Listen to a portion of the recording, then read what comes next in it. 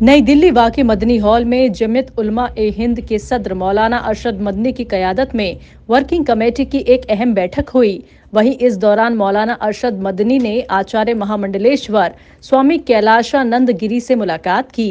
मुलाकात में दोनों मजहबी रहनुमाओं के बीच कई मुद्दों पर चर्चा हुई। बैठक में हिस्सा लेने वालों ने मुल्क के मौजूदा हालात पर तबादला ख्याल करते हुए मुल्क में बढ़ते हुए फिरका वाराना माहौल, उग्रवाद, बिगड़ते कानून इंतजामात और एक खास तबके के खिलाफ भेदभाव पर फिक्र का इजहार किया। बैठक में कहा गया कि मुल्क की एकता, अमन और अखंडता के लिए ये ठीक नहीं है।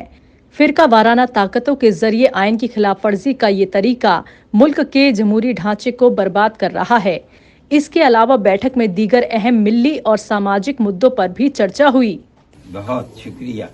और ये उत्तराखंड की टोपी बहुत बहुत शुक्रिया।